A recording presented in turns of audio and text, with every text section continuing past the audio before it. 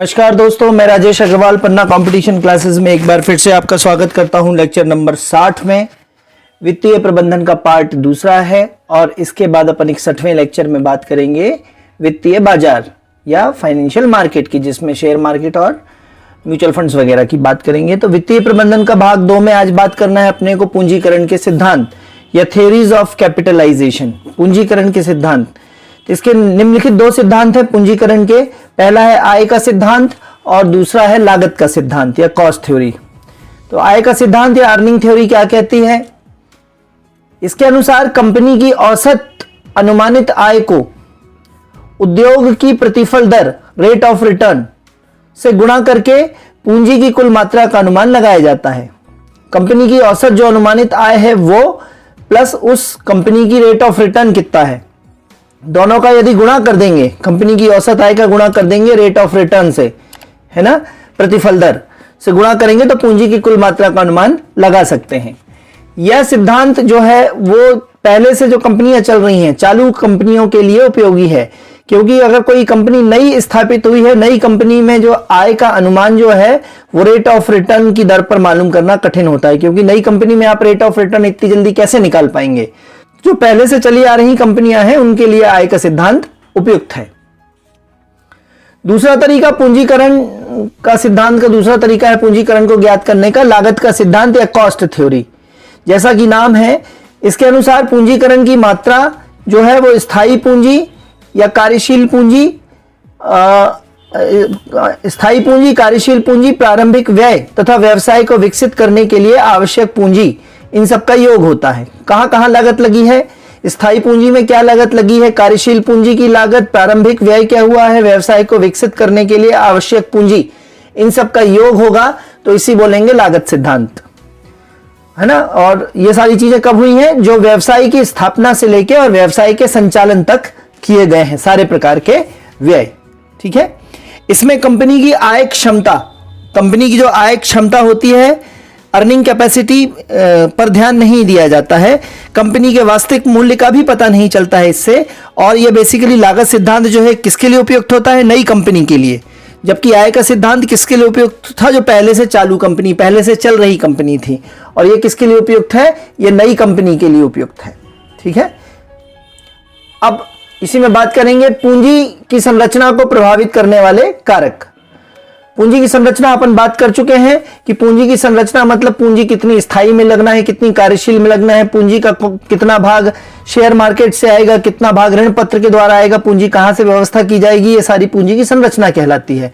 तो पूंजी की संरचना किस प्रकार की हो, इसका निर्धारण करने वाले महत्वपूर्ण कारक निम्नलिखित हैं। तो यदि आप, चूंकि समय बहुत कम बचा है और आप ये वीडियोस पढ़ते जाइए और नोट्स, आपका समय बहुत इंपॉर्टेंट है, तो इसके लिए आप डायरेक्ट इसकी PDF एक्सेस कर सकते हैं। इसी लेक्चर में नीचे मोबाइल नंबर दिया हुआ है लिंक में, उस नंबर पे आप व्हाट्सएप करेंगे तो आप PDF एक्सेस कर सकते हैं नॉमिनल चार्जेस पे। लाइक, सब्सक्राइब, शेयर करते जाइए। बात करते हैं पहला रोकड़ प्रवाह स्थिति, ठीक है ना। पूंजी संरचना को प्रभावित करने वाले कारक देख रहे हैं अपन, जिसमें बात करेंगे पहले रोकड़ प्रवाह स्थिति। ऋण पत्रों या डिबेंचर्स के निर्गमन से पूर्व रोकड़ प्रवाह के आकार को ध्यान में रखना आवश्यक है। रोकड़ का इनफ्लो कैसा है, आउटफ्लो कैसा है, उसको ध्यान में रखना जरूरी है। क्या निर्गमन करने के पहले? ऋण पत्र।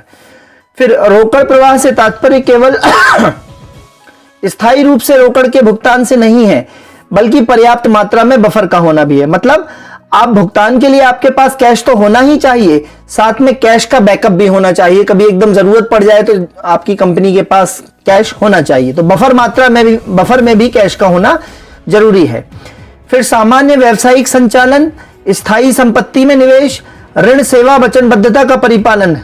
ऋण की सेवा करना मतलब ब्याज का भुगतान करना। कहीं से आपने ऋण लिया है तो उसकी समय समय पर सेवा कैसे करेंगे आप? उसके जो है ऋण का ब्याज देंगे तो ऋण की वचनबद्धता का सेवा कहलाती है। फिर मूलधन पुनर्भुगतान की व्यवस्था भी इसी से करनी पड़ेगी। ऋण भी चुकाएंगे, मूलधन भी चुकाना है, तो इसी रोकड़ से करनी होती है। तो रोकड़ प्रवाह की स्थिति से आपको पता चलेगा कि आपको पूंजी की संरचना किस प्रकार की रखनी है। नंबर दूसरा कारक क्या है? नियामक ढांचा। कंपनी को कभी भी जब अपनी पूंजी संरचना की व्यवस्था करनी चाहिए, स्ट्रक्चर डिसाइड करना चाहिए, तो ध्यान देना चाहिए कि सेबी और RBI के और बैंकों के नियम क्या हैं। उन नियमों के पालन भी तो करने हैं आपको साथ साथ।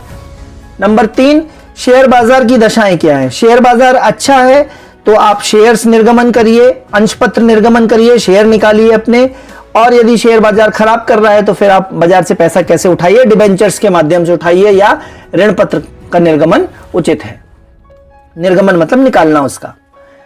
नेक्स्ट है ब्याज आवरण अनुपात या interest covering ratio, ICR, interest covering ratio. इससे क्या तात्पर्य है? इससे तात्पर्य है कि कंपनी का ब्याज तथा कर काटने से पूर्व लाभ की मात्रा ब्याज से कितने गुना है। दो कंडीशन है ना। कंपनी का ब्याज देना है, कंपनी ने जो ऋण उठाया उसका ब्याज देना है और टैक्स देना है। तो कोई भी कंपनी की जो लाभ है ना, उसमें टैक्स मत काटो, उसका ब्याज मत काटो, और फिर जो कंपनी का लाभ हुआ है वो चुकाए जाने वाले ब्याज से कितने गुना अधिक है वो लाभ, उसको कहते हैं ICR या ब्याज आवरण अनुपात। तो interest covering ratio is equals to EBIT, earnings before किसके किसके, टैक्स काटने के पहले और ब्याज चुकाने के पहले, है ना। तो EBIT इसका फुल फॉर्म याद रखिएगा, परीक्षा के लिहाज से इंपॉर्टेंट है। Earnings before interest and taxes upon ब्याज, ठीक है। तो आय ब्याज का व कर घटाने से पूर्व ये जो है इसको बोलते हैं, ये ऊपर आना चाहिए था, ये ऊपर जाना चाहिए था। तो EBIT अपॉन ब्याज इज इक्वल्स टू ICR। ध्यान रखेंगे ये फॉर्मूला फुल फॉर्म समेत। यह अनुपात जितना अधिक होता है कंपनी की आर्थिक दशा ब्याज का भुगतान करने के लिए उतनी ही अच्छी मानी जाती है, क्योंकि अर्निंग्स जितनी ज्यादा होंगी, ब्याज से जितनी गुना अर्निंग्स होंगी, वो ब्याज का भुगतान करने के लिए कंपनी उतनी ही सुदृढ़ मानी जाएगी। फिर rate of return, rate of interest. Rate of interest यदि अच्छा है तो क्या कंपनी क्या कर सकती है, अंश का निर्गमन कर सकती है, अपने शेयर मार्केट में शेयर निकाल सकती है। दोस्तों, क्या आप भी लगातार तैयारी के कारण नहीं बना पा रहे हैं अपने मैनेजमेंट सब्जेक्ट के प्रॉपर नोट्स, तो ज्वाइन कीजिए हमारे पटवारी मैनेजमेंट सब्जेक्ट के कंप्लीट कोर्स को, जिसमें आपको मिलेगा recorded classes, all lecture PDF notes, टेस्टरी। यह केवल इसकी फीस केवल 99 रुपए है। तो अभी व्हाट्सअप कीजिए इस कोर्स को ज्वाइन करने के लिए 90 39 53 44 79 पर। इसके बाद नेक्स्ट है ऋण की लागत, है ना। यदि ब्याज की दर नीचे है, बाजार में ब्याज कम लग रही है दर, तो कंपनी क्या अपना ऋण पत्र निकाल सकती है, क्योंकि ऐसे में उसको ब्याज कम देना पड़ेगा अपने निवेशकों को, तो ऋण पत्र निकाल सकती है, डिबेंचर्स निकाल सकती है, ठीक है। अगर ब्याज की दर नीचे है, ब्याज की दर ऊंची है तो फिर शेयर मार्केट में जाना उचित है। ऋण सेवा आवरण अनुपात, है ना, DSCR, debit service covering ratio, डेप्ट सर्विस कवरिंग रेशियो, DSCR। यह उन कमियों पर ध्यान देता है जो ब्याज आवरण अनुपात में होती हैं। पूछेगा नहीं कोई, एक बार बस देख लीजिए आप। DSCR इज इक्वल्स टू कर के बाद आय प्लस मूल्यह्रास प्लस ब्याज प्लस नॉन रोकड़ व्यय प्लस पूर्वाधिकार लाभांश प्लस आभासी आभारों का भुगतान, ठीक है। तो DSCR कोई नहीं पूछेगा, थोड़ा सा डिफिकल्टी लेवल बढ़ जाता है यहाँ पे। नेक्स्ट है कर दर या टैक्स रेट। टैक्स रेट यदि टैक्स लगने की रेट यदि ज्यादा है तो आपको क्या ऋण पत्र लेना उचित रहेगा ना, क्योंकि ऋण पत्र में जो आप ऋण चुकाएंगे उस पे टैक्स की छूट मिलेगी आपको। तो यदि टैक्स का रेट ज्यादा है तो ऋण पत्र लगाना उचित है, नहीं तो शेयर में जो फायदा मिलेगा उसमें टैक्स रेट बहुत ज्यादा लग जाएगा। तो शेयर से पैसा उठाने की बजाय ऋण पत्र से पैसा उठाना चाहिए यदि टैक्स रेट बाजार की ज्यादा है, कर की दर जो है वो ज्यादा है। नेक्स्ट है समता की लागत या cost of equity. Equity shares होते हैं, बेसिकली शेयर्स का एक प्रकार होता है इक्विटी शेयर्स। तो प्रत्येक अंशधारी या शेयर होल्डर अपने द्वारा लगाए जोखिम के अनुपात में आय प्राप्त करता है। जितने रुपए के उसने शेयर ले रखे होंगे कंपनी में, जितना शेयर होगा तो कंपनी के लाभ में भी तो उसका उतना ही शेयर होगा। तो जब कंपनी ऋण की मात्रा में वृद्धि करती है, मतलब कंपनी मान लीजिए बाजार से, कंपनी के शेयर भी है मान लीजिए, और कंपनी बाजार से ऋण पत्र के माध्यम से भी या बैंकों से ऋण उठा रही है, तो कंपनी ऋण की मात्रा में वृद्धि करती है तो अंशधारियों का या शेयर होल्डर्स का जोखिम भी बढ़ जाता है। क्यों? यदि कंपनी ऋणों का उपयोग निर्धारित सीमा से आगे करती है तो शेयर की लागत तेजी से बढ़ना शुरू हो जाती है, कॉस्ट ऑफ इक्विटी तेजी से बढ़ना शुरू हो जाती है यदि एक निश्चित सीमा के आगे कंपनी अपने ऋणों का उपयोग करती है, ठीक है। तो समता की चूंकि लागत तेजी से बढ़ेगी तो अंशों का मूल्य या शेयर्स का मूल्य या अर्निंग पर शेयर में वृद्धि चल रही है, मान लीजिए आपके शेयर बढ़ रहे हैं, में वृद्धि होने पर भी घटना प्रारंभ हो जाता है कंपनी का भाव। क्यों? क्योंकि लागत तेज हो गई है। अतः अंशधारियों की संपदा में अधिकतम वृद्धि करने, शेयर होल्डर्स की संपदा में अधिकतम वृद्धि करने या अंशधारियों को अधिकतम लाभान्वित करने के लिए ऋणों का उपयोग एक निश्चित बिंदु तक ही करना चाहिए। अगर एक निश्चित बिंदु के आगे ऋणों का उपयोग करती है कंपनी तो उसकी समता की लागत या कॉस्ट ऑफ इक्विटी तेजी से बढ़ना शुरू हो जाती है। ठीक है, नेक्स्ट बात करेंगे अपन नियंत्रण की। यदि है ना, जैसे ही अगर कंपनी अपनी ज्यादा से ज्यादा शेयर्स निकाल के पैसा इकट्ठा करती है, अंश निर्गमन यदि कंपनी ज्यादा करेगी तो लोगों की भागीदारी कंपनी में बढ़ती जाएगी और कंपनी पे प्रबंध की पकड़ कमजोर होती चली जाएगी। नेक्स्ट है प्रवर्तन लागत। अंश मतलब शेयर्स तथा ऋण पत्र मतलब डिबेंचर्स निर्गमन में ज्यादा लागत आती है बजाय ऋण प्राप्त करने की लागत के। तो किसी बैंक या वित्तीय संस्थान से कोई कंपनी या आप ऋण प्राप्त कर लीजिए तो उसकी लागत कम होगी बजाय शेयर या डिबेंचर्स निकालने के। उसमें प्रोसेसिंग की लागत, प्रवर्तन की लागत या प्रोसेसिंग की लागत बहुत आती है। दोस्तों लाइक सब्सक्राइब शेयर करते जाइए, बेल आइकन पे प्रेस जरूर करिए, बहुत मोटिवेशन की जरूरत है आपके। बात करते हैं पूंजी के प्रकार की। स्थायी पूंजी, फिक्स्ड कैपिटल और कार्यशील पूंजी या वर्किंग कैपिटल। वैसे तो आपको मालूम है, एक बार जल्दी से देख लेते हैं। स्थायी पूंजी क्या होती है, फिक्स्ड कैपिटल। तो दीर्घकालीन निवेश, भूमि है, भवन, फर्नीचर, संयंत्र, मशीन, ये सब स्थायी पूंजी है। स्थायी संपत्तियों के प्रतिस्थापन मतलब उसको हटाना। पुनरुद्धार मतलब पुरानी चीजों को नया बनाना, बिल्डिंग में टूट फूट हो गई है तो उसका सुधार करवाना, आधुनिकीकरण करवाना मशीनों का, इसके लिए स्थायी पूंजी की ही आवश्यकता होती है। ये बात ध्यान में रखना है आपको कि स्थायी संपत्तियों का सब्स्टिट्यूशन लाने के लिए, उनका पुनरुद्धार करने के लिए, उनका आधुनिकीकरण करने के लिए भी जो पूंजी लगती है वो स्थायी पूंजी ही होती है। R&D करना, R&D में आपको नहीं मालूम कब आपकी R&D पूरी होगी तो वो स्थायी पूंजी ही है। R&D रिसर्च एंड डेवलपमेंट करना, विस्तार करना, विकास का विविधीकरण करना, ये सब लागत भी स्थायी पूंजी के प्रकार है। स्थायी पूंजी लगाने के निर्णयों को क्या कहते हैं, पूंजी की बजटिंग। पहले अपन देख चुके हैं, पूंजी बजटिंग कहते हैं इसको। ठीक है, अब कार्यशील पूंजी की बात करें तो कार्यशील पूंजी या वर्किंग कैपिटल दैनिक संचालन, कंपनी के दैनिक संचालन की क्रियाओं के लिए कार्यशील पूंजी आवश्यक है और इसी को चालू संपत्ति भी बोलते हैं।